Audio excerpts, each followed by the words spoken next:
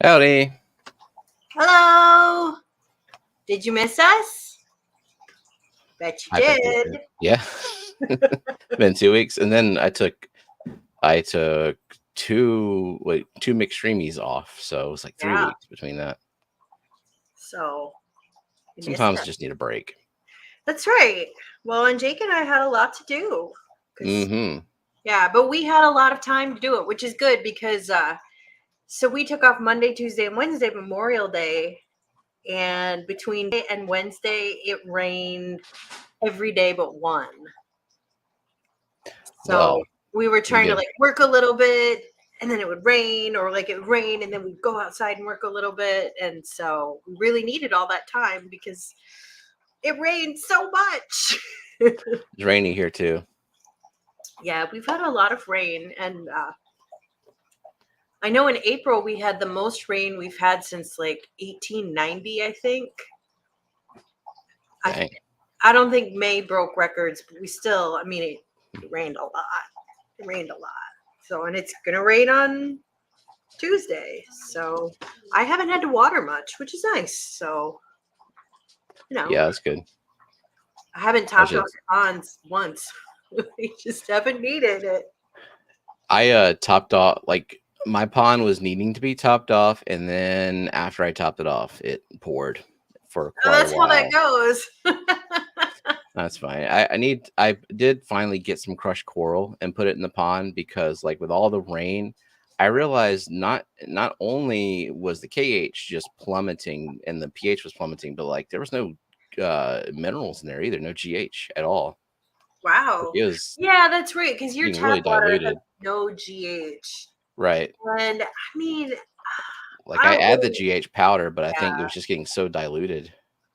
I don't really worry about it. Because our tap water has GH, 6 degrees of GH. And I always add some tap water during the season, even with all the rain.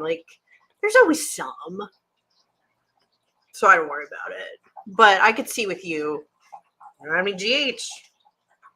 So. Yeah, and I got no fish left in there either, unfortunately.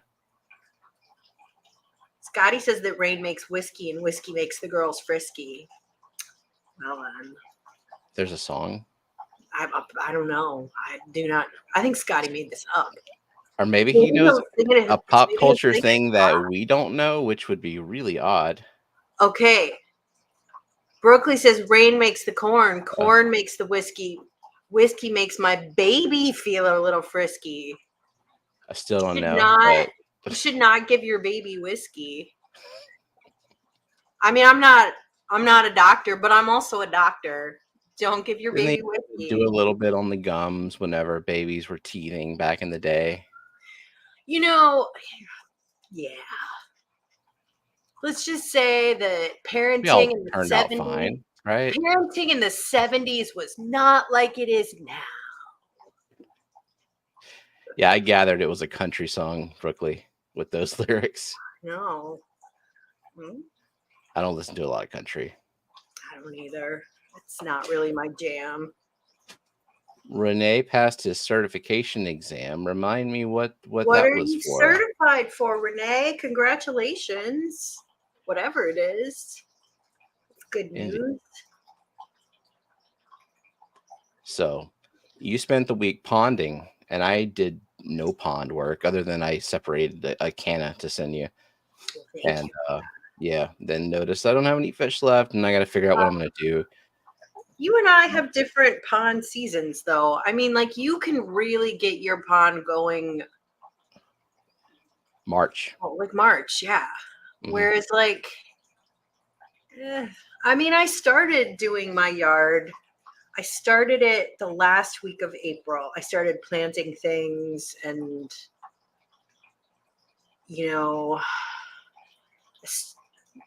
really the first part of May, I divided my water lilies because water was cold. I didn't want to stick my arms down there. Nutrition support certification exam. Right. Very cool. He said, I'm free for the next 5 years. Nice. Good job. And Scotty found his Dr. Ted book. Well, good. You can read it. First step is finding it. Now open That's it. right. Read it. Got pretty pictures in it too. No. Brooklyn says back to the creepy hole. She found a creepy hole in her wall, I think, or something. It was in the foundation in her bathroom closet.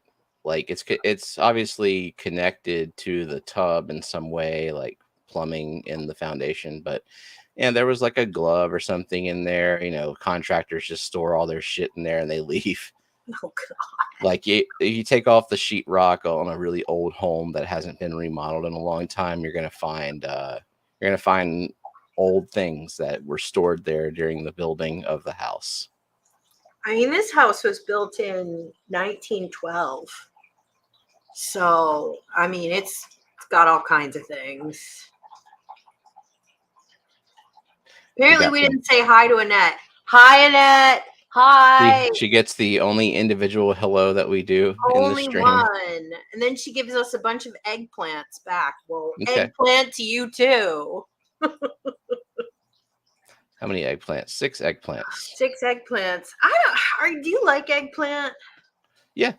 Yeah, I mean, it's fine, but I don't know. Like, I can't get excited about eggplant. Yeah, I'm not gonna like order the eggplant from a restaurant or I like. mean, if you put it in front of me, I'll eat it. But like, I Yeah. don't see the point of eggplant. I've never specifically requested Jenna get eggplants at the store for something. Scotty says he doesn't like eggs, so he probably would not like eggplant. None of that sentence makes any sense. Not the first part, not the second part. None of it. None of it. Eggplant. I mean, if you make me eggplant, I'll eat it and I'll be fine. But like, yeah. I was introduced to eggplant with fried eggplant, and I mean, you fry something, it's pretty damn good. It's pretty devoid of nutrients at that point. Yeah. Yeah. I mean, yeah, I've had eggplant parmesan, which Jenna says is her mom's favorite food. I respect that.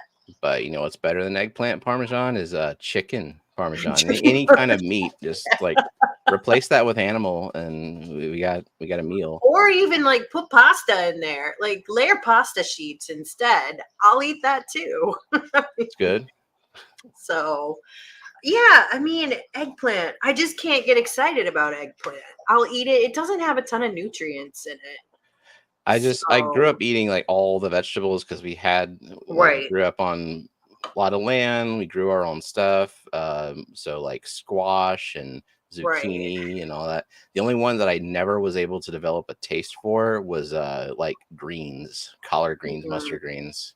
I like greens. I mean, I don't really like kale. Like, I'll eat kale in a soup, but I can't get excited about kale. So, yeah, I don't like beets. Tastes like dirt. But I like the beet tops. I like the greens, which actually are much more nutritious than the beet. So my sister and I used to buy beets together when I lived in Wisconsin, and I would take the tops and she would take the bottoms, which is a really weird thing to do, to share a bunch of beets with someone. But there you go. I can honestly say I've never done that. Never shared beets. It's not for everyone.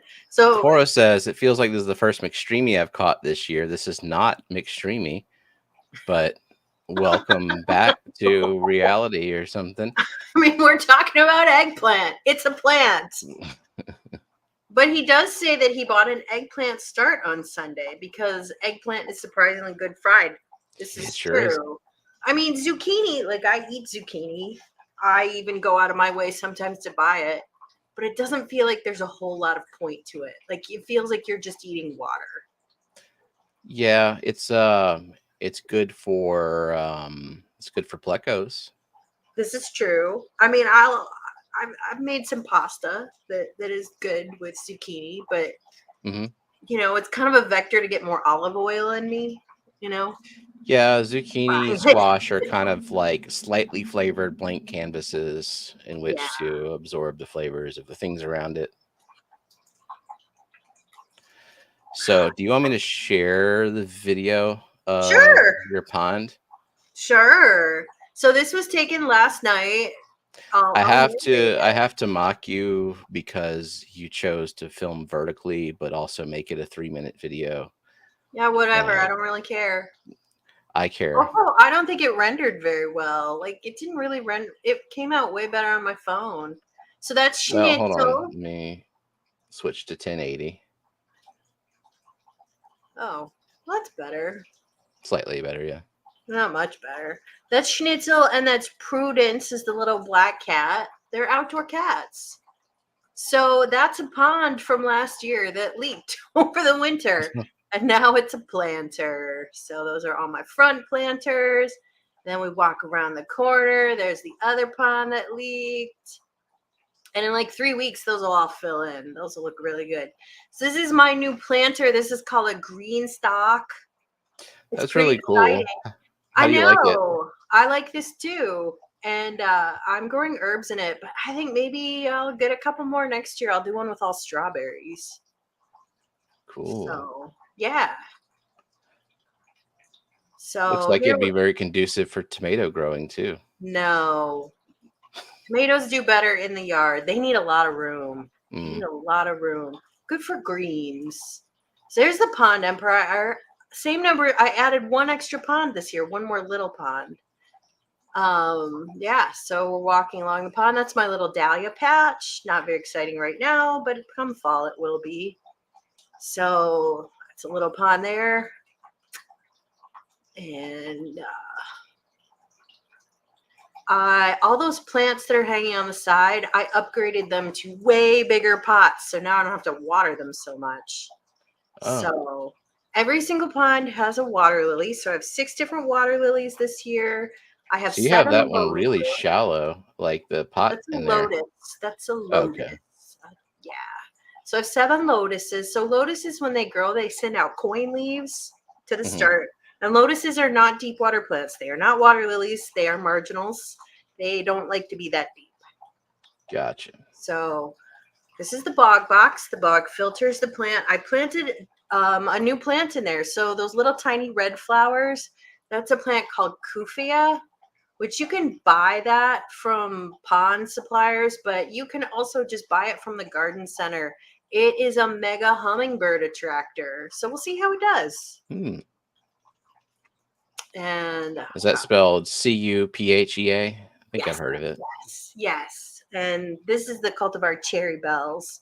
But the Vermillionaire, if I could find that one grows like 3 feet high. So it's perennial where you live, not perennial for me. But it's a bedding plant. It's like $4. So, and Cosmin says, so much pond, so little fish. Yeah. So the center one has my goldfish in it. My goldfish are, I think they're 6 years old. They have survived many, many winters. The other ponds, one of them will be home to Nancy B. Sent me some eggs of some rice fish. Oh, nice. And they were supposed to be delivered today, but there's no tracking updates on them at all. So, I don't know. It's not looking good. And then I'm going to get some rice fish from Lady Metalhead that I gave her. She's going to give me some back. And I think I'm gonna put my glow light Danios in a pond. The 2 little ponds, I might put some rice fish in them. Those get kind of hot though, so I don't really worry about those as much. But yeah, ponds for me are not really about the fish. It's very secondary. I mean, in here, fish are 50% of the hobby. Like I love my fish. I love my rainbows. But outside, I mean, soon enough, I won't be able to see any fish because those water lilies will cover everything. So yeah, that's where I'm at with the water lily in my pond. But there's still a little bit of a gap. Like I would like to look in there and see something moving around in there. I just don't know what, and I don't know why I lost the rice fish in the spring.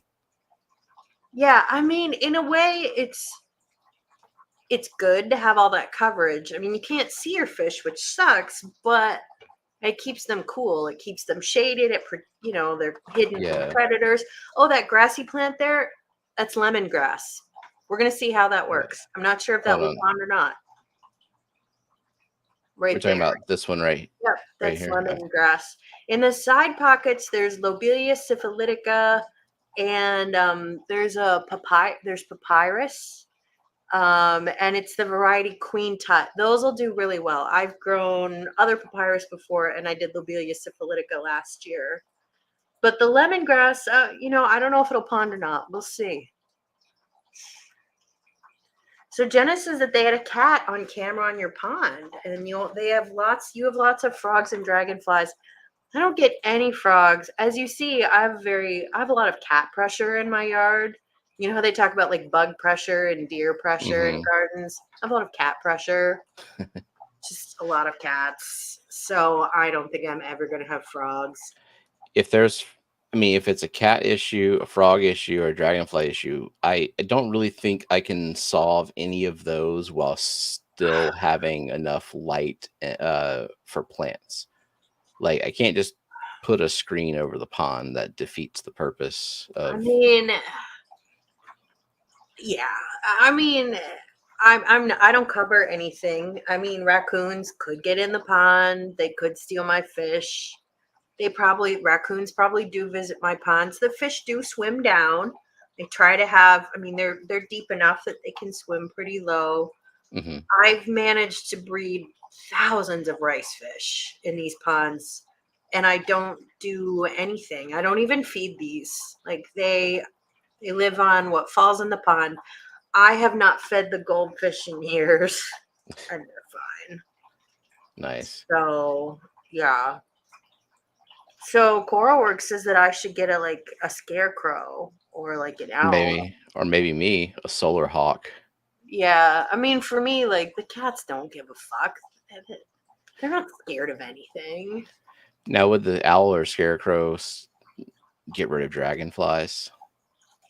I don't think so. I don't think so. I mean, I have seen dragonflies around the pond, but I I like mean, it dragonflies. I don't hasn't been a necessarily want them to problem. go away.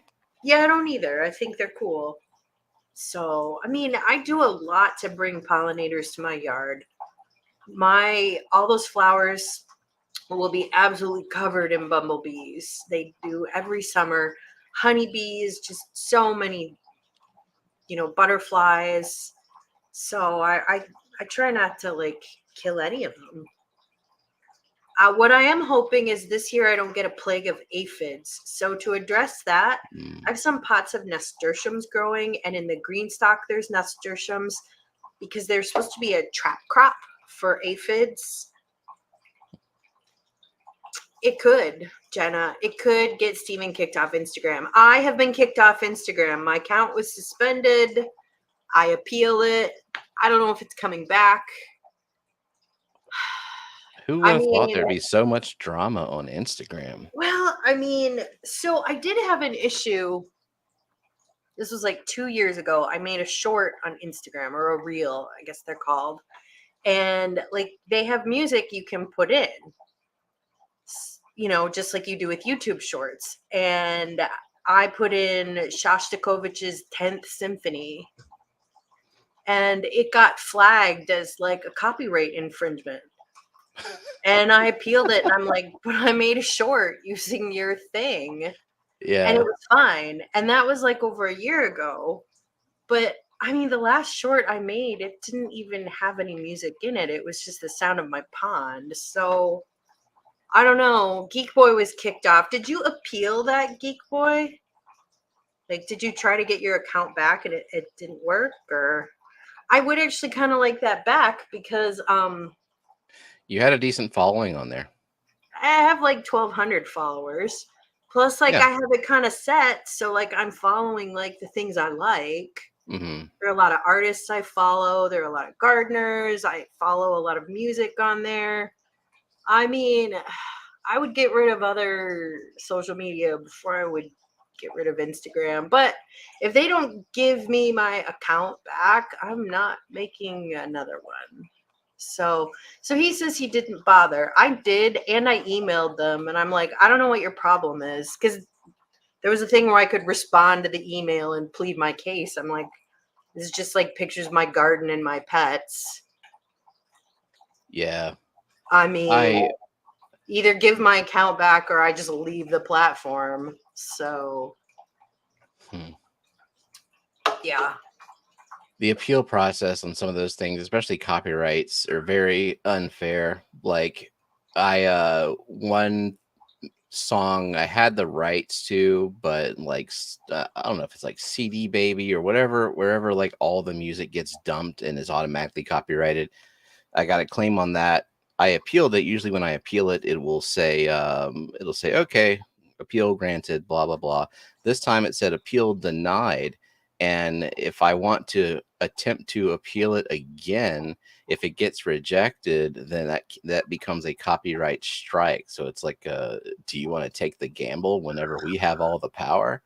I guess not. I guess I'll just Well, I mean, if accept it. that's really the problem, I will take down that one reel from 2 Mhm. years ago that had Shostakovich's 10th Symphony in it, which, why is that? I mean, that symphony was written in the 20s. It should be real close to out of copyright. Yeah, you would think so. And I got the copy straight from Russia. I'm like, Okay. come on. You oppressed Shostakovich. Why don't you just like let me have his music now? And it was like, it was, you click in the music from the shorts. Like, it's not like I used music that I found on my own. So anyways, so Coreworks says it's public domain. The 10th Symphony, I don't know. It's 100 years. Let's see when that was written.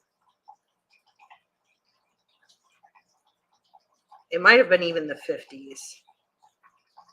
I swear, YouTube cares way more about music copyrights than pretty much anything else in terms of moderating. It was written in 1953. So, yeah, I don't know what the copyright period on that is. 100 years in the United States, but I don't know what it is for other countries. I mean, maybe they've decided to have it in copyright for forever. No one can ever listen to it. Yeah. That's true. Like the performance of the song may not be. That's true. It might not be. But if you have it in your music for shorts that you can click on, or reels as they're called on Instagram, like that should be fine. Yeah. Like, you would don't give me that as a choice. And the whole copyright system is a wreck. End of story. Yep. It's a wreck. And artists are not getting money for it. Like Shostakovich's heirs are not going to see a dime on it. The people who played on the recording, it was probably Berlin Philharmonic. They're not getting any money off that. So the dragonfly, I think she's saying larvae have a very low metabolism, eat few very small fish, mostly bugs. Adult dragonfly have a fast metabolism, eat many mosquitoes. And they are welcome in my yard for that, because it gets so mosquito-y. The bugs haven't gotten out real bad yet, but it will get to the point where I can't sit by my pond in the evening. Ugh. Because it's just the entire neighborhood is a cloud of mosquitoes. So they're not coming from my ponds. They're coming from like everywhere. We got a what's up, bitches. What's up, bitches? Caleb. So did you see this tank behind me? I did a recording of it last Friday, just because it has been untouched for a while and it is overgrown. There's algae all sides of the glass. I like it. It's wild. This is the example of if you have highlight and inject CO2 and you have a heavily stocked tank and you don't do anything except water changes, this is what you get. And you have a ton of stems. Yeah, a ton of stems. Yeah. I just changed the water on these tanks, like, I don't know, 10 minutes before the stream started. I finished it. And the fish are so happy. Like, this is why when people say, like, oh, I never do water changes, you never need to. If your nitrates don't get high, don't do water changes. Well, these rainbows did not look this good this morning, and now they look great. They look happy. Yeah. So maybe you should change your water. Maybe. I'm just saying. Like, maybe or not. Maybe you want your fish to suck. I mean, that's fine. I just say, like, you can change your water or don't change your water. Use filter. Don't use filter, but it is really interesting for as a nicer way to say that if you make that your entire identity on like how you keep fish and you're just like, I'm gonna do this the one way and No, I'm I'm gonna never prove gonna to try. everyone it's the best way. Because, like, I have tried skipping water changes because life gets in the way. Oh yeah. And my tanks are so much happier when I do them. Some tanks fare better than others for me, just depending on how I have it stocked. Yeah. But your plants are not removing organic waste. Nope. They do not metabolize organic compounds. They make organic compounds. And so all that rotting leaf material, that just creates more waste in your tank. And it just piles up. Oh yeah. Fish don't like that. And while you're at it, clean your filters. There you go. There you go. I have noticed Oh, that passing wind. people who don't do water changes don't have tanks that look as good as people who do.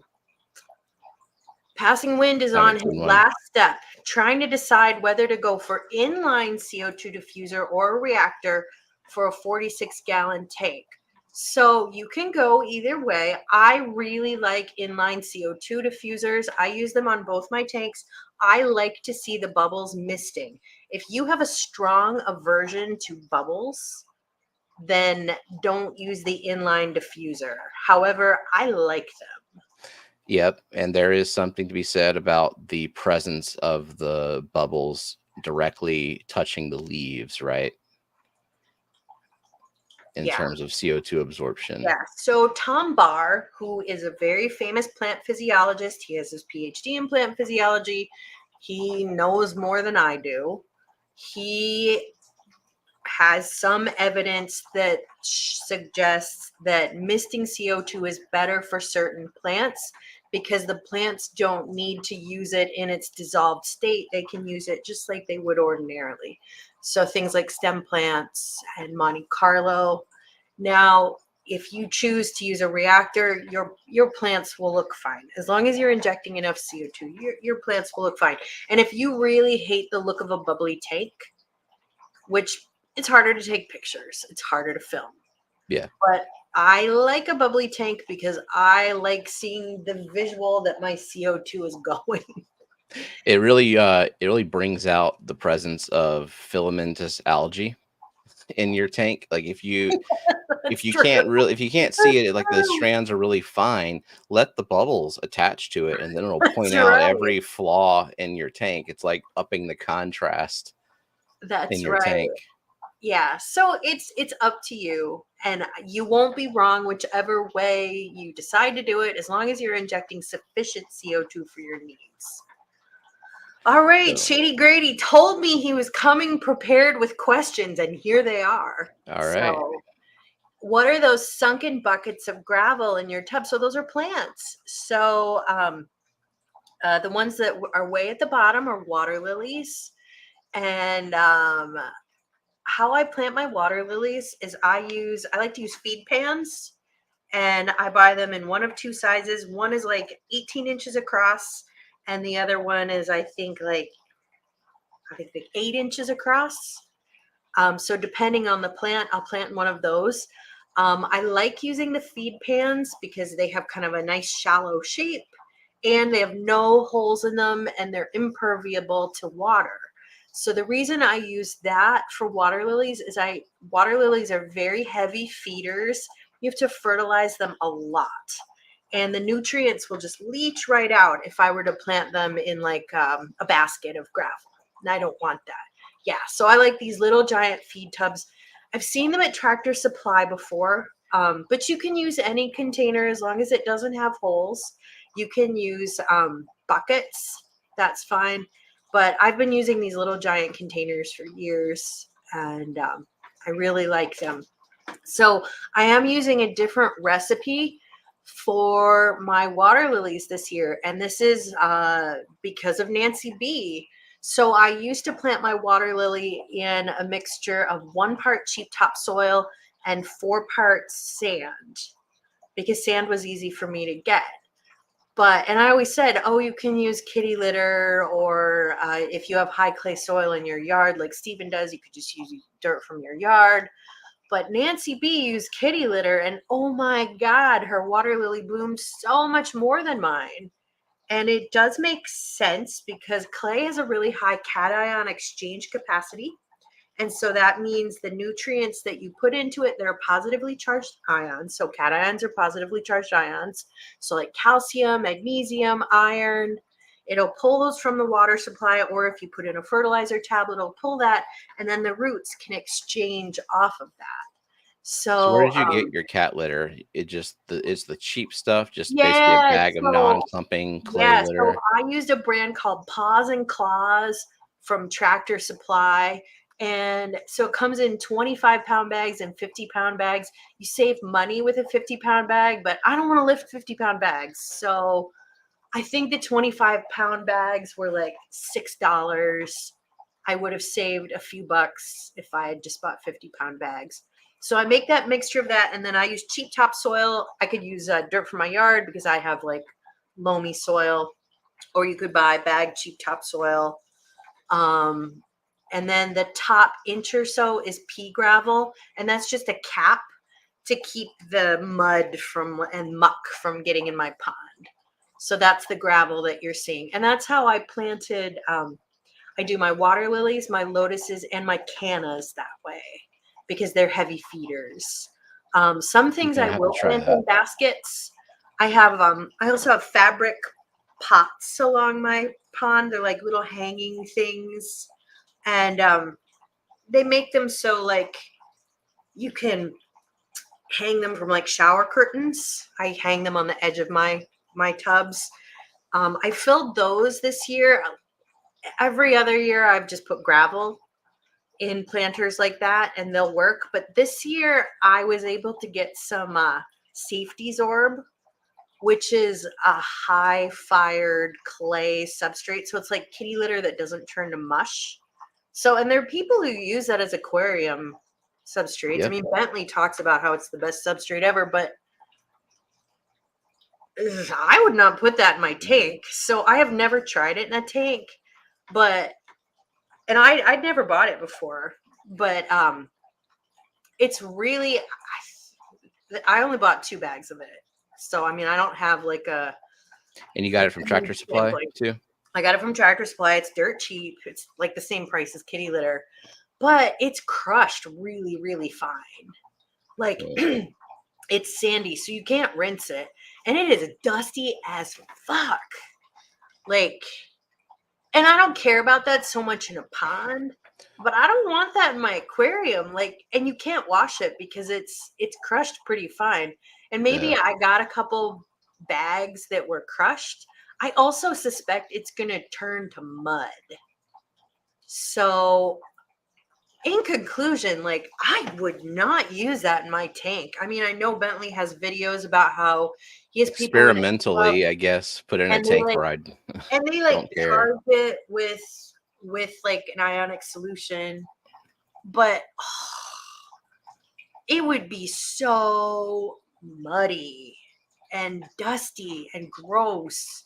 Because I've used Turfus Pro League, which they don't make anymore, which is a similar like baseball conditioning like they put it on baseball fields. I've also used something called Soil Master Select, and they're very lightweight, so they float up a lot. They're hard to root plants in, and they are dusty as fuck. And this one is even worse. So, like, I would use it in a pond, but I would not use it in an aquarium. My God, I mean, people can do what they Yeah. want, but I don't want to. I don't want to have a tank on hard mode. Do you keep any plants in your ponds that aren't in a nutritious substrate? Like, do you keep anything that's just kind of sitting in gravel, or even like, I don't think you have any floaters. I have a couple of hyacinths, water hyacinths. I just bought one plant. They're just kind of getting going for the year because it's been chilly. But once the heat kicks in, I'll be throwing those out every day because they Mm. grow really fast. Um, in years past, I have grown things in baskets of gravel. But this year, I'm either doing everything in rigid tubs with the kitty litter mix, or in fabric pots with the safety zorb. And the safety zorb was real dirty and gross when I was putting it in. And I thought I could put it in pond baskets, but I can't because it's crushed like dirt. It's not gravel consistency. It's not aqua soil consistency. It's really fine. I just don't think it has like I don't think it's a consistent product because it's not. They're not not meant to be. It's just meant to clean up oil, right? Right. I mean, so, and I'm sure it works fine for that. Yeah. I mean, so does kitty litter, though. Yeah, kitty litter does too. So I think it will work in the application I'm using it in these fabric pots because I'm not stirring around them. Like in a tank, I would be pulling out, uprooting plants and moving things around. But these, I planted them and there they stay. I'm not moving them. It's fine.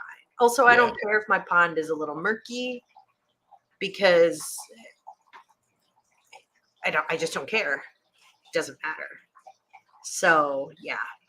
But anyways, Passing Wind says that his favorite is the Black Diamond Blasting Powder from Tractor Supply. Yeah. You got to get it in the middle grit. Otherwise, it's too fine. And that's a fine substrate. The reason I use this is because it's clay-based and it has a high cation exchange capacity, which is ultimately going to grow plants better. But the trade-offs are, I mean, if it were an aquarium, it would be gross. It would just be gross.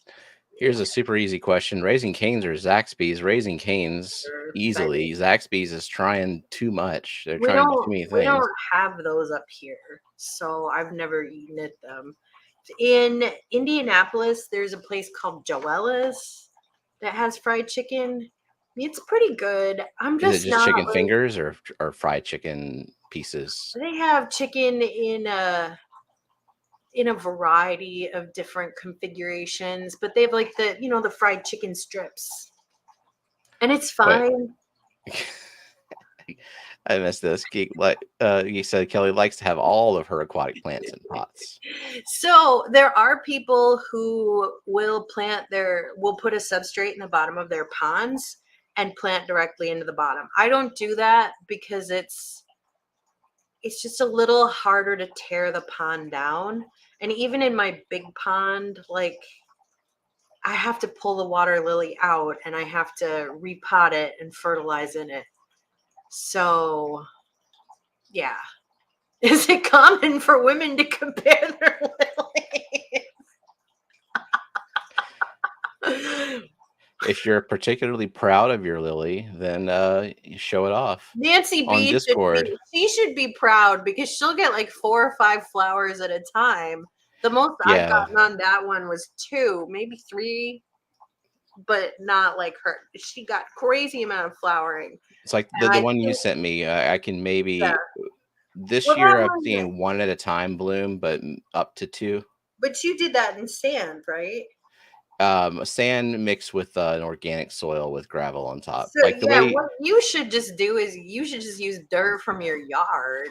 Yeah. Or Brooklyn's yard, because you have in the South that you guys have high clay yard, so you could use that. So what's hanging on my tubs and the fences? So they're both fabric pots. You can get them on Amazon. Just Google or just search on Amazon for like fabric hangers or fabric hanging pots. And then you can find those. I did those last year. So those are petunias and verbenas. And they'll fill out and cover that whole thing with flowers on the fence. But in the ponds, in the fabric pots, I alternated Lobelia syphilitica, which is like sometimes called blue cardinal flower. I grew that last year. I really liked it. And then papyrus. It's the queen tut papyrus. Well, thank you, Craig. Yeah, the wall ones, they get lots of flowers on them. I mean, you could look at my Instagram to see those from years past, but I guess you can't because Instagram doesn't want you to see the truth. No pet lab on Instagram. I know. I do have some YouTube footage of what You it should go to Rumble instead. was. Rumble. Rumble is where you go when YouTube can't handle your truth. I was gonna say maybe I'll go to Truth Social. So thank you, Craig, for being a member for 17 months. And then thank you for gifting 5 Oh, memberships, thank you, Craig. which went to James H., Sandy Dowdy, Renee House, Caleb Shirley, and Monster Fish Gal. Nice. So Mike asked, what does cation exchange capacity mean? I think I answered that. I mean, it pulls cations, positively charged ions, from the solution around it, and they are adsorbed to it, which means that they can go on there and then come away as the roots use it. And that is a very simple-minded, sort of simplistic explanation, but that's about the best I can do. It stores the minerals, stores The positively the charged. positive. Yeah. So that's So not nitrate or potassium. phosphate. Yeah. So it's potassium, calcium, magnesium. Sure. Yeah. Yeah. Iron. Iron. Yeah. It helps with that. So we'll see. And it also, the sand, even aside from that, water just flows through it. And so it just dissolves away. So the kitty litter turns to mud. And it's really soft. And I think that the lotus roots will grow through it easier. Water lilies are easier. Lotuses are fussy. They're very fussy. I think that the lotus roots will grow through it easier. And I mean, lotuses are heavy feeders. So I'm interested to see what that will do for the lotuses. So Are you thinking my pond doesn't get enough sun to support a lotus? no, lotuses, they don't need as much sun as water lilies. They don't? No. Hmm. If you want lotuses, I'm doing 7 varieties, and some of them are really tiny. Some of them can go in like 6-inch pots, but I do everything in either the small feed pan or the large feed pan. I only have one like really, really big lotus, and that's the one Dee Dee has. I gave that to Dee Dee, and you can see hers is blooming right now. So it looks really good. Dee Dee's been growing that for like 3 years, maybe, because I gave it to her maybe 3 years ago. Sweet. And she does really well with it. So yeah, I don't usually give out lotuses to people because they're harder. And I mean, I don't know. I just don't want to do it that much product support. Yeah. I mean, if they're a pain, then if I try them once and I can't get them to do anything, I'm just going to Oh, I mean, if you want be. a lotus, I will send you lotuses. I'll send you maybe some little ones to try. I think this kitty litter is going to be the key. Last year, my entire lotus crop got mowed down by aphids. So that sucked. Big Steve, thanks for gifting a membership. It went to Luke Wong, and I saw that he popped in chat, and he hasn't been around in a while. So yeah, Luke, how have you been? Let's see. Shady Grady said, "Well, like Cora wants Fat Kitty to explain cations. I'm guessing Fat Kitty's taking a nap." Well, so Fat Kitty was down here because I did water changes right before this, and Fat Kitty loves water change day. He stares at like the bubbles going through the python or a little leaf, pounce on it. So but he wore himself out. You know, kind of shot his wad. He has to sleep for another 20 hours. All right, Shady Grady asks, what is the tall spinning planter and how do you plant something like that? And can you plant vegetables in it? Yes, you can plant vegetables in it. It's called a green stock. I mean, Steven, do you want to go to greenstock.com? Just look for green stock. So these things are apparently like all the rage on the internet. And people do all kinds of cool things with them. They grow all kinds of vegetables in them. You can grow flowers in them too. But what they are I have the one that's 5 tiers. And each of the tiers has 6 pockets. There it is. Comes in some different colors. I got the green. But yeah, there's tons of YouTube videos on how to use them. You water them from the top and the water drips through and it waters it really evenly. You can set them up on, they have an irrigation system you can set them up on. If, you know, especially like if you lived in some place like Arizona, it's really hard to keep things watered. But What's yeah, the water I'm on growing. the disc? It says it comes with is a top water reservoir for easier watering, 4 watering discs to easily Yeah, distribute so water. each of the levels has a little disc in it that has little tiny holes in it.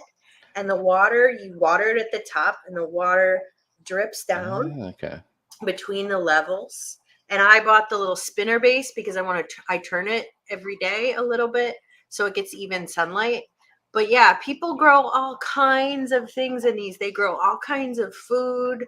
Pretty much you can grow anything except for like corn. I don't think you could grow corn in it. But people grow potatoes. You could grow patio tomatoes, which are pretty small and not very productive. If you can grow tomatoes in the ground, it's way better.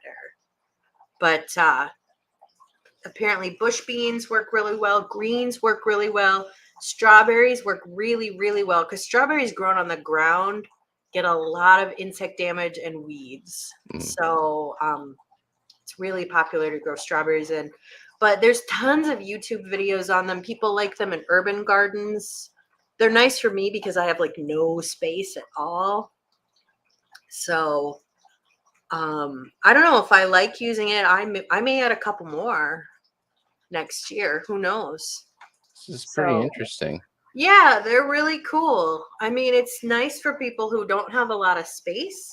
I'm gonna get one for my dad so he can put it on his deck and grow some strawberries or something. He's a pretty good gardener. He gardens a lot. So yeah. Can you increase pollination by rubbing your lilies together?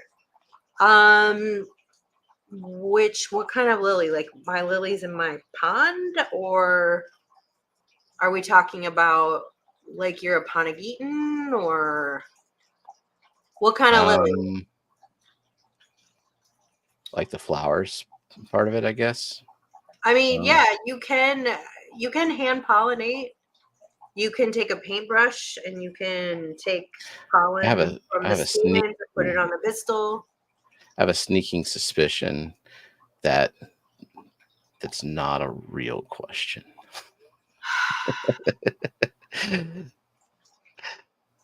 You can But write we can answer it as a what real you question. do. That's right. Scotty says, I turned on my CO2 last night. Still have the bad regulator, the F zone, or what? Or I don't even know if it's F zone, but it's a not a recommended brand regulator. Not a recommended. You're playing with fire. Maybe Moved up from a 20 you'll high be to a okay until 40, you're not. and he even put substrate in it. How long does Hell it yeah. take for it to be situated? The CO2. So if you have a good regulator, I can get my CO2 on and steady in about 10 minutes. If you have a shitty regulator, I don't know.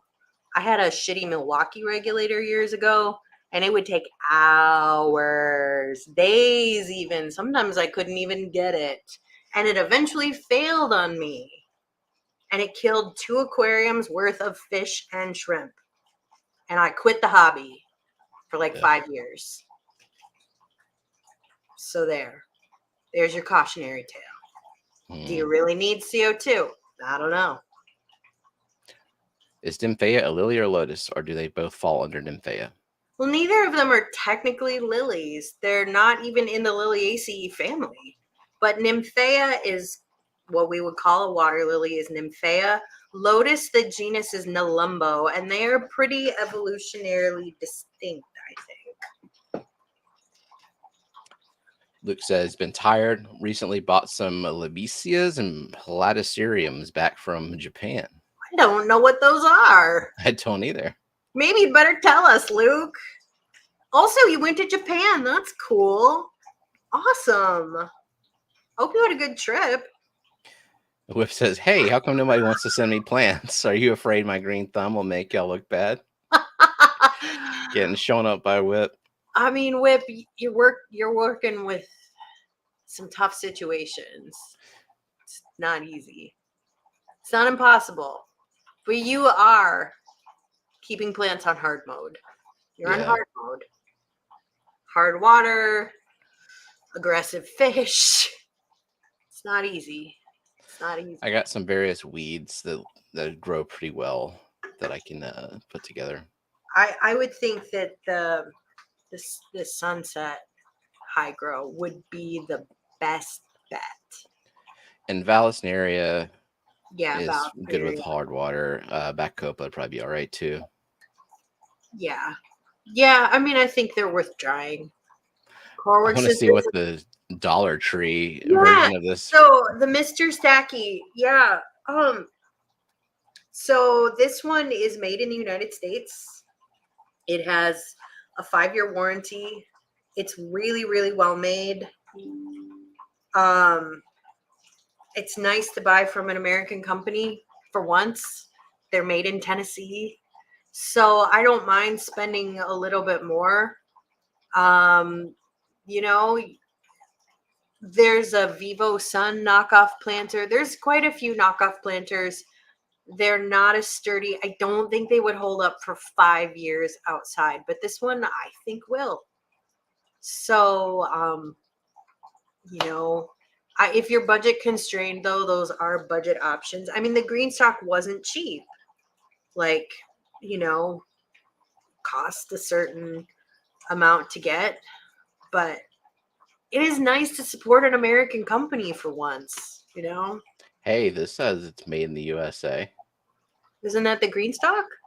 Mr. Stacky. Oh, that's the Mr. Stacky.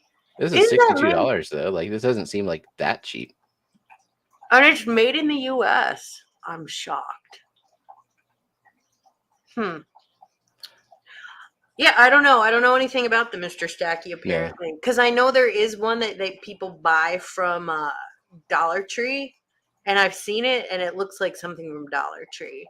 But maybe the Mr. Stacky is nice. I don't know. So, Meowtroid, like that name. Oh, I like that name. Says, hey, I found this live stream from being linked to your chat y'all had with Ted Coletti some years back. Just started my own little tub pond yesterday. I'll be lurking. It's been fun listening to you. Thanks and welcome. And we need to get Ted Coletti back on here. Ted back on. Ted's lots of fun. So if you're on Facebook, Ted has a group on there. It's like Northeast Tub Pond Gardeners. It's his group. And even if you're not in the Northeast, there's still enjoyment to be had. I mean, for me, I'm kind of the same growing zone as the Northeast. It's not that different. But Ted posts lots of his pictures of ponds there too. But welcome. Questions? Feel free. So Zen says, is there such a thing as freshwater green-beard algae in planted aquariums? I've got something that's not moss. I'm pretty sure it's not hair algae either. It's flowy and kind of pretty. I've seen some cladophoras that look like that. There's a Rachel O'Leary video. She has a few of them where she had a scape that on all of the rocks, I think, grew this really pretty bright green algae, and it only grew on the rocks, and it looked really, really good. If you pull it out of the water, is it kind of like slimy? Because I've had algae like that where it's not. No, it's soft. It's soft. In Claudiflora, I wouldn't consider flowy. Usually it kind of stays dense and short. Yeah, I mean, it is a really pretty algae. It's pretty impossible to cultivate. It either shows up or doesn't. And if you don't want it there, prepare to live with it forever. That's kind of the way these things go. Yeah. Make your peace with it. It's she said it's silky and flowy like BBA and stuck to the sunny facing side of the eucalyptus. Yeah, I've seen algae like that before, but I've never had it. I mean, I've had a lot of algae in my day, but not that one. I don't get blackbeard algae for some reason in this water. I've had it before, knocking on wood that I don't get it again. But I mean, this is my nemesis. Dun, dun, dun. Hair algae. That's what I get. So I have Whoa. also had a little bit of staghorn, not much. And I get like dusty algae on the glass, and so some spot algae on the glass. Lebesia is one for Google. No common name as far as I know. Platyceriums are staghorn ferns. Oh, I love staghorn ferns. Look at this thing. Oh, how pretty. So I guess it's like a terrarium plant. Nice. Speaking of, I set up in the interim before I set up another biorb, and it's doing really well. Oh yeah. Yeah, I had to have Jake move it. It was too heavy for me. But it's in its home now and chugging along. So, yeah. But that's a cool plant. Indeed. Very cool. Is that going to go in one of your, like, lizard enclosures? Or, because don't you have some critters? Yeah, That's he's pretty cool. got some terrariums, at least one really nice terrarium, if I remember correctly. Mike says soft water is overrated.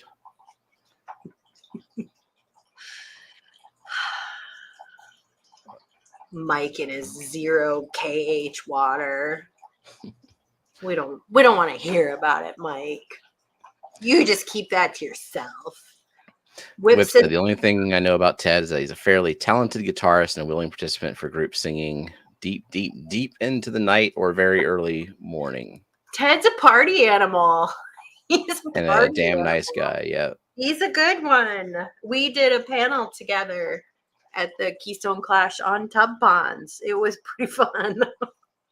It was pretty fun. So yeah, Ted wrote an excellent book on tub ponds. I really like it. It's about $20 on Amazon. Totally worth the money. I learned so much from that book. I highly recommend it. It has great pictures. It's a great reference. I still use it to look up new water lilies and other plants. It's really good. So Zenny says there's also those new Habby stacks or whatever they're called that are just like that, but for aquatic applications that are being pimped around the UK Plant and Take people.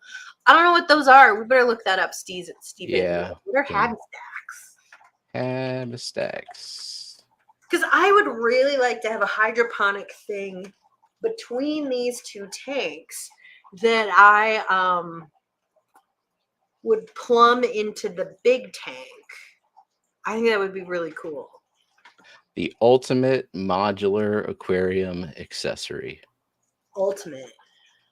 Nothing better. Habby stacks. So does this go like on top of the aquarium? It's looks like it's submerged. It's like taking Scotty's pots and putting them in a tiered system. Okay, so this goes under the water. Huh. This would be efficient if you were doing a plant farm and you had a bunch of members to send plants to. I guess, yeah. I have zero interest in it now. Interesting. That's a Kickstarter thing.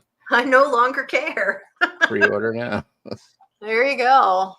I will be ignoring that Kickstarter. Not every idea is a good idea. I might pay attention to this and see. Yeah, maybe it would be fun for you. Pretty hard to escape with. Oh yeah, it would be utilitarian only. So yeah. You know, but I think it would be cool if it would grow outside the tank. That's what I want. I want to have more house plants plumb to my plants. That's so Luke said Lebesia Real Green. That's super pretty. That is super pretty. I hope it does well for you. It looks like somebody painted those leaves. It does.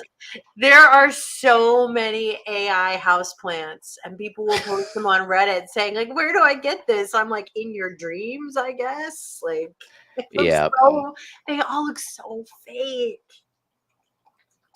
So Andy Carson, I don't know Andy, but hello, Andy. Thank you for posting. Will potassium leave a white residue on plants? It reminds me of calcium scale, but it happened fast. It is on my huge Anubias and on my Crinum, the one with wrinkled leaves. So Crinum calamistratum is my favorite plant. No, it shouldn't, unless White you are residue. adding so much potassium that it is a super saturated solution and it's precipitating out of solution. And if you are adding that much potassium, everything is probably dead in your tank. So no, it shouldn't do that. Where are you getting your potassium from? Isn't there now Is like it? easy potassium, like Aquarium Co-op makes it? Yeah, that just came out. It's kind of like the solution for the nutrient deficiencies in Java fern and the like. Here's the thing. If your Java ferns look like crap, A, are you using CO2? I mean, Java ferns, will they grow without CO2? Sure. Are you ever going to get good looking Java ferns like It's these? tough to do if you got Never. high pH hard Well, water. even with that, I've never seen Java ferns that look truly good without CO2. If you have CO2, Java ferns grow really, really fast. They are not a slow plant. So I would say that is step one. That is for making your Java ferns look good. Then, do they have a calcium or potassium deficiency? Meh. In general, I think that Java ferns are nutrient hogs, and just doubling down on all your fertilizer is probably going to be what's going to fix it. If you want to try easy potassium, knock yourself out. But if you think about the order of nutrients that a plant needs, okay, a plant is composed of like 70% carbon. So getting more carbon in your plant is usually the problem. Mhm. Okay. And then in the order of hierarchy, it goes N, P, K, and then iron and everything else are the micronutrients. Okay. So, you know, it's usually a carbon problem. It's just like outside, it's usually a watering problem. Watering problems are the biggest problems. Watering problems That's are not problems in your tank. CO2 watering problem is what I used to have, and then I started growing aquarium plants. exactly. Problem solved. I know. It does make it easier. I wonder if But this it has white its own residue though, challenges. Yeah. like is it slimy or Or is is it it powdery? yeah. But it's not from the potassium. It could be an algae that is dying. Because Hmm. sometimes when algae die, they'll look maybe a little whitish, but it's not from potassium. Unless you are adding truly epic amounts of potassium. Like you're just taking the potassium nitrate and just dumping it in your tank, which don't do that. Like don't do that unless you have a really big tank. So Scotty wants to know why you haven't registered for the clash yet. I mean, we are not going to dance fish. That much is settled. Oh Because no. Jake didn't take off enough time, so we're not going out west this year. We're gonna go to northern Minnesota for vacation. Yeah, we were trying to go to Dan's, but just $1,500 for round trip flight. Yeah. Just can't swing it. I mean, because one of these years, Jake and I want to drive out west, and like we would hit up like the Black Hills on the way in South Dakota, and just make a big car trip out of it. We would need like 10 or 12 days, and Jake only took off a week, so we're gonna go to northern Minnesota for vacation. So that one is ruled out. As for the clash, I don't know. I just can't think that far in advance. I can't. I mean, I'm not speaking, so I have If no you don't care commitment. about the t-shirt, you can just get your ticket at the door. Don't care about the t-shirt. So Scotty's gonna be really mad that I said that because they want to be able to count their registrations and stuff. no. I mean, I But guess I could just buy a ticket anyways. yeah, I mean it's just a donation if you don't go, Which I or mean, you can I'm cool with. transfer it. Yeah. Cora said, I just see if they'll sponsor you. I'm behind in chat, so I don't know who they is, but I don't. Habistax. Oh, if I want one, I'm just gonna buy one. I don't do sponsors. I mean, Steven and I can be bought. Let's be clear. It has to But be a really high amount. Habistax can't afford us. Yeah, But we like can be bought. I can I be mean, bought, but it's not going to be by like Higer or F I mean, Zone. Mercedes, if you're out there, or That's a good BMW, one. if you're out there watching, Steven and I can be bought. Okay? Just saying. But Habistax can't afford us. Matt M, welcome. Wants to know, have we used UNS Contrasoil? Yes, we both have. I have, yeah. I have it in this horrible looking tank over there. I don't think this tank is horrible because of UNS Contrasoil. I think UNS Contrasoil grows plants really, really well. It's funny because I only have it in this horrible looking tank behind me too. That's a really bad testament to Contrasoil. And if I redo this tank, I'm not going to use UNS Contrasoil for it because I have some stratum. So yeah. I have a couple bags of it. So I'll just I wouldn't recommend one over the other. I wouldn't either. I think Aquasoil is good. It's a good way to start a planted tank efficiently if you're okay with the price of it. UNS Contrasoil has the advantage in that the fish store I like to go to does sell it, so I don't have to get it shipped. I don't know if it's on sale now, but there was a screaming deal on Amazon for Fluval stratum over Memorial Day. It was like a lot off. They do that every now and then, and I try to get a couple of bags if I think about it. Yeah, I don't know if it is now, but it was a good deal. It was a good deal. And if I had needed to redo a tank, I would have bought a lot of it. But I don't. I guess, and I have enough stratum to redo this. So. Zen also was using Contrasoil, and she was having hair algae problems in the CO2 tank. This is N equals 3 now. I know. That's a large sample size, right? That is. The problem is we never do side-by-side tests in this hobby. I really want to. I want to figure out what to do that would be a significant and valuable test with the 2 little 3-gallon tanks I have.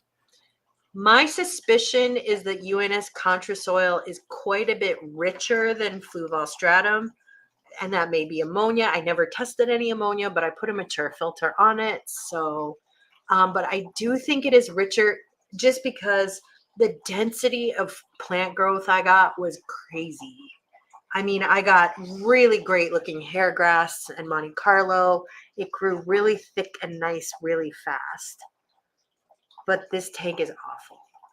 So, okay, so you added potassium because of the holes in the leaves. So maybe those holes in the leaves were caused by potassium, maybe not.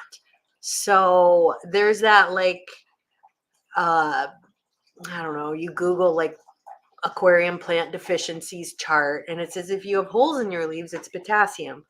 Well, none of that chart is right. Maybe it's caused by potassium, maybe it's not. It's very difficult to say. The easiest nutrition deficiency to diagnose is iron deficiency, and it doesn't look like it does on the chart. It looks like yellow veining in the leaves. That's chlorosis. If you Google what chlorosis lack of color, right? It gets like yellow veinings. It gets like yellowish veinings. That's chlorosis. But maybe it's because of potassium. Maybe it's not. Now I know that Aquarium Co-op likes to say that it's potassium, and look, now they sell easy potassium. But I can't say if that's your Java fern problem or not. Potassium, though, it is one of those nutrients that you don't really get naturally, like from fish poop and fish food, like you get phosphates and nitrates and stuff. Right. But if you're using a balanced fertilizer like Easy Green or Thrive, or you're doing the EI dosing using dry fruits, You should be getting enough. I used to try like the extra dosing iron. I tried dry ferts. I tried like extra potassium and stuff. And then I have in recent, like in the last year or so, I'm just using Easy Green, and like Yeah. that's it, and that's all I need. That's what I do too. And if my Java ferns look like trash, I just add more Easy Green, or I've used Thrive. That works too. Nylac G All in Thrive. ones. It works. Mhm. It works also. They're about the same price. Um, I just add more of that and it solves the problem. Now, is it because I wasn't getting enough potassium? Maybe, maybe not. Maybe it just wasn't getting enough nutrients in general. So you know, there's just a lot of voodoo around fertilizer in the aquarium hobby. Well, I mean, how many all-in-one fertilizer liquids are out there now? There's new Oh, ones there's a come out lot. all the And time. most of them work fine. Some of them are crappy to work with, like the CChem system. That's the best. That one just boggles the Do mind. you really like doing math and measuring? Do you like paying for water? You could use that. But yeah, I mean, the cheapest that worked really, really well, you can win competitions with it, is to dose dry. You can buy your ferts you can buy them from Nylac G, you can buy them from GLA. Mhm. And I mean, it's dirt cheap. It's the most environmentally friendly way to do it because you're not paying for water, so it's a lot less plastic. Um, you just need to buy some measuring spoons and add it in. That said, I'm too lazy to do that now. Just use either Easy Green or Nylock G Thrive. Yeah. Too Yeah, and lazy. unless I can take all the powders, like I tried that to like take all the powders and mix them together and shake them up, but it's just it's not very exact, and it's still more of a pain than just Yeah, and having a bottle of Easy Green in every room that I has would. aquariums. The thing about mixing dry ferts together is they're never going to be mixed evenly. They Nah, have different different grain sizes. densities and different crystal sizes. And so anyone who says that they have a powdered all-in-one, I'm very skeptical of, unless it's milled into a very, very fine powder, which you would need a hammer mill for. So, and mixing them on your own dry, not good. Now you can mix your own liquid all-in-one. People do that. You can do that. What I used to do when I dose dry was I just took little measuring spoons and I would just dump it right into the tank. And it does work. It works well. And it's very cheap. Are either of you Pleco people? Have you bought a quality stackable Pleco condo you'd be willing to recommend? I Um, actively dislike plecos. I have never owned a pleco. So I'm not a good person. I currently own Plecos. I am neutral towards Plecos, and I've never gotten so into Plecos that I needed a condo. I'm like a 1 to 0 Pleco per tank person. Yeah. I will not be getting any plecos. This is a pleco free home. They poop so much. You could just get like 8 more rainbows for the amount of pooping one pleco does. Coral works. If you Meowtroid. just want a grow tower, Kelley, which exists. I know, I have seen those. I need Mhm. one with a really narrow footprint. But Jake and I have talked about it because Jake thinks that would look really cool. So Meowtroid said, all of my tanks are planted, but boy, I still seem to kill anything 3 times before I can successfully keep it, including the easy plants like Pogostem. I killed every plant that I currently have. I killed it probably at least once.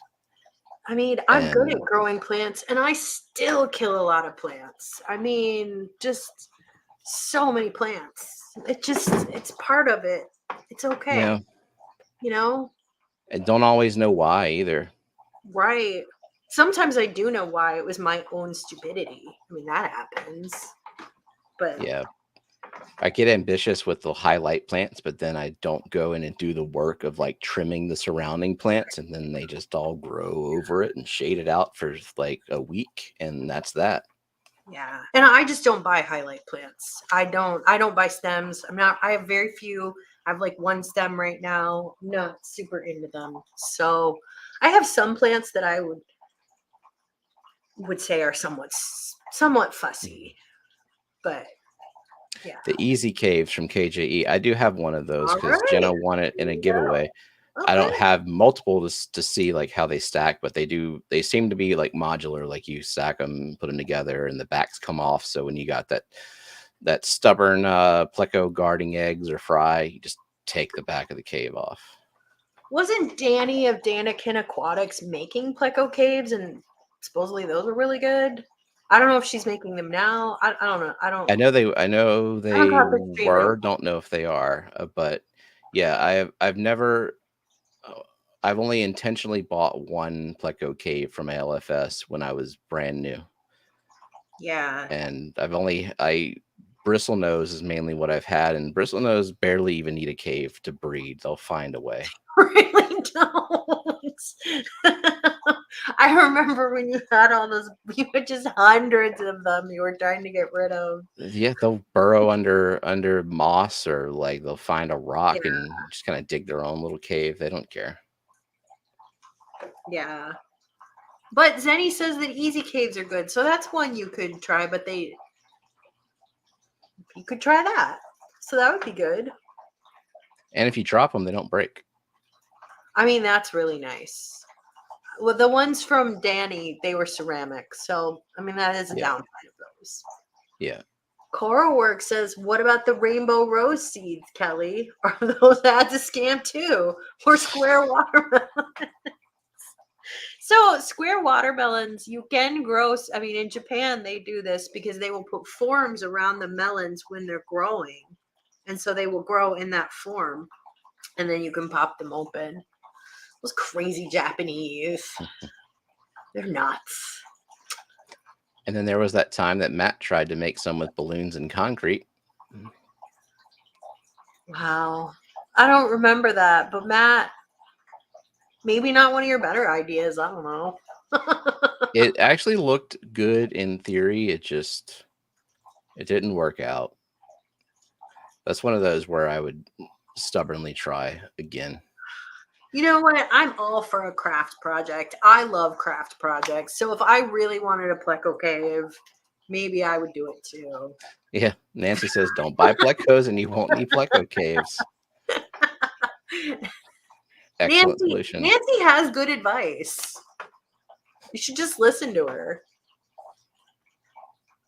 So Dee Dee says, I need to see a close-up of one of Kelley's Java ferns. Then I can judge mine. My Java ferns are not looking super great right now because I've been very focused on my outdoor ponds and I've been a little neglectful of my indoor ponds. But there they are. I mean, those look pretty good. Yeah, not bad. Not bad. I think that the Trident ones get ratty looking faster. This is just regular old narrow leaf. And I think those look pretty good. Also, check out those rainbows. Oh, so pretty. So. Cora said, Kelley, the Chihiro's queen, doesn't have highlight plants. But I will say that those kind of lights, they're not just for highlight. Like, yeah, they are bright as hell, but it's the spectrum. And these are flue balls. I haven't upgraded these tanks to Chihiros. If I were to do it all over again, I would get Chihiros. I just can't justify the money. It's just, I mean, these lights work. Yeah, but you're not going to the barbecue, so you're saving travel funds there. Well, but I am going on a vacation where we will just hemorrhage cash, I'm sure. I mean, yeah. I just spent a lot of my Kelley money on outdoor plants. I should slow down. Plus, like, my nephew's birthday is coming up, and that kid needs a new bike every 20 minutes because he needs a mountain bike and a touring bike and this bike and this bike. He can't have a cheap bike because, I don't know, he just can't. So He just can't. He just can't. So I just kicked in a bunch of money for that. He's gonna just outgrow it. Why can't he have a cheap bike? How old is he?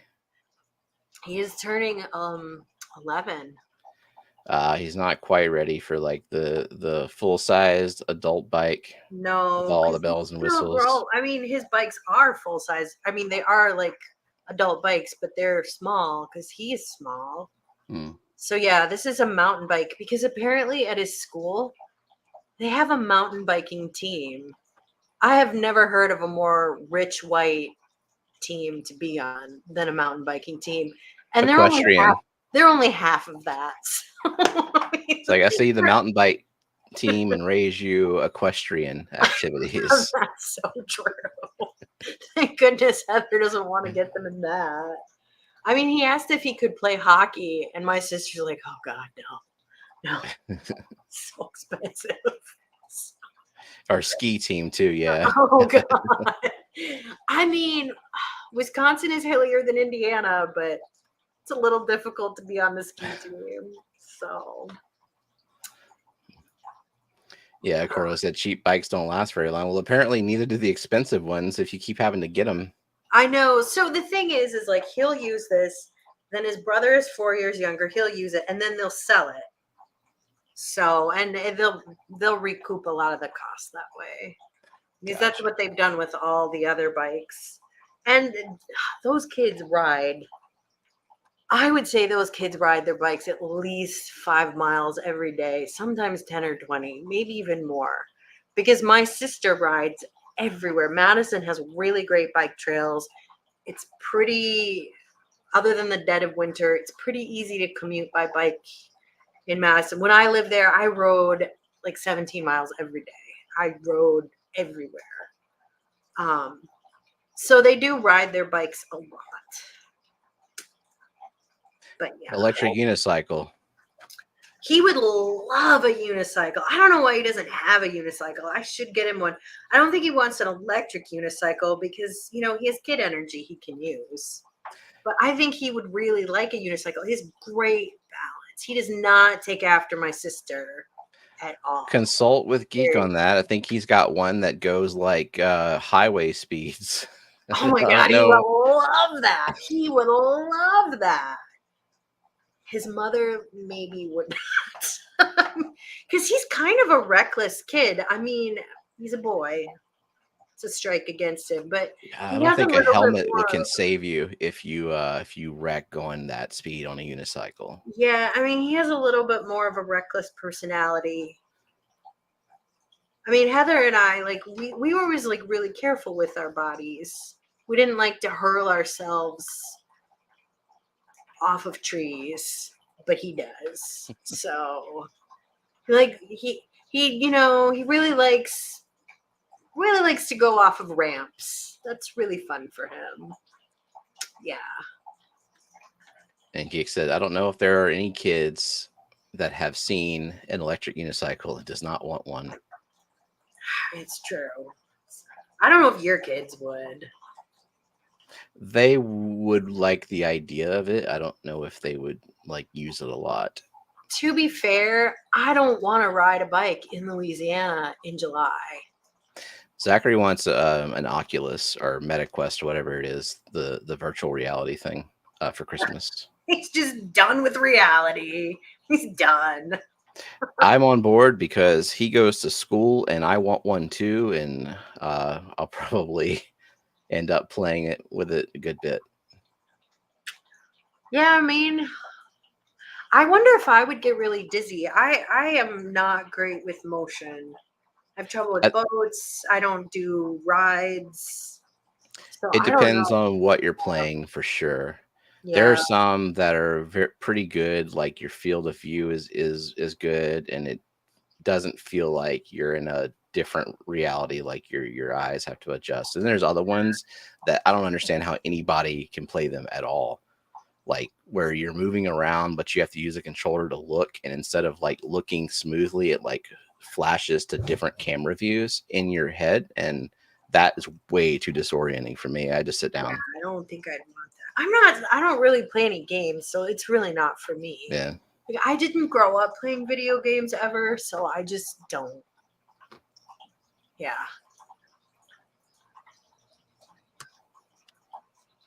Scotty says I should buy my nephew a mountain e-bike. I mean, it is hillier in Madison than it is here. Madison is fairly hilly. But I mean, and Heather has an e-assist bike because she has like a cargo bike so she can haul. I mean, when the kids were babies, she would haul them. She hauls all the groceries and it's nice with all those hills. But I mean, he's got kid power. Kid energy. Yeah. Yeah, he's got kid energy. I mean, that kid he can run for hours. He's fine. He weighs nothing. I mean, yeah. So Zen and Dee Dee's kids have the MetaQuest as well.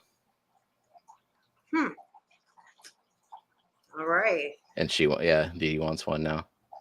Dee Dee Just says depends on what you play. Dee Dee says my Dee Dee money went this month too because her stepson and his wife bought their first house. New lot, no grass, blank slate. Gifted them blinds and installed them the other day. Well, that was nice of you.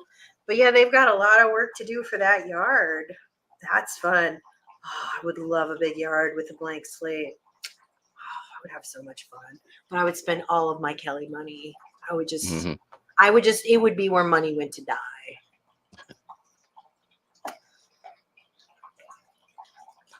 You can watch 360 videos with it. Wow. You ever seen a 360, like something filmed with a 360 camera? I don't think I have. If you, on your phone, if you watch it, you can just like hold your phone and pan around, and then you can just see everything that they film 360 degrees. Or you can look down and see like weird funhouse mirror looking thing. I mean, you would see so many outdoor cats at my house.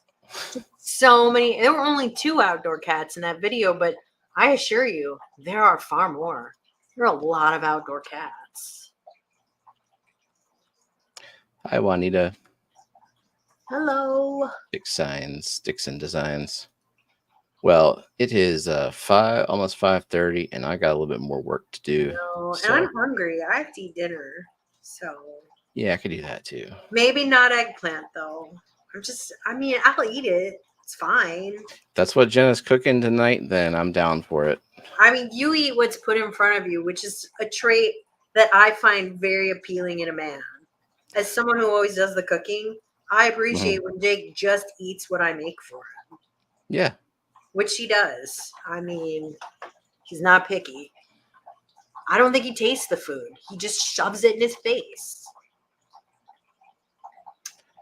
And Scotty can start in 5 minutes. So everybody take your 5-minute pee break and head over to Scotty. Get yourself a snack. Then you can see Scotty. Alrighty. Well, thanks everybody. And see y'all this Friday and next week. Thank you to our membership gifters and our fabulous mods and our lurkers and our replay crew. And thank you everyone for commenting and being here. And we'll see you next week. Bye.